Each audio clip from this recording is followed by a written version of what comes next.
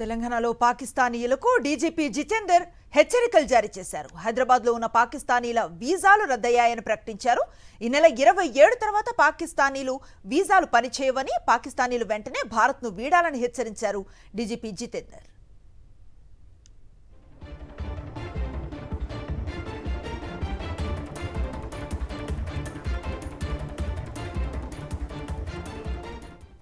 తెలంగాణలో పాకిస్తానీయులకు డీజీపీ జితేందర్ హెచ్చరికను జారీ చేశారు.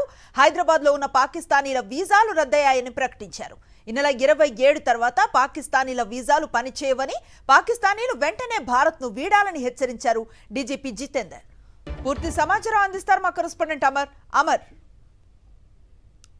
అనుసు తెలంగాణలో ఉన్నటువంటి పాకిస్తాన్లో వెంటనే తమ దేశానికి వెళ్లిపోవాలని తెలంగాణ డీజీపీ జితేందర్ వార్నింగ్ ఇచ్చారు.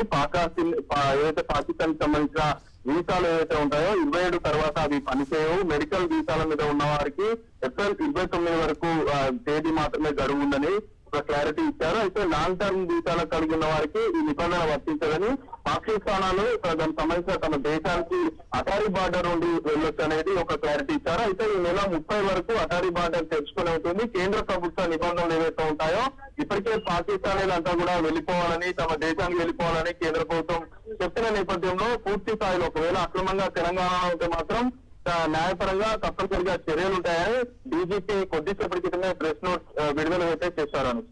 Right, thank you Amar.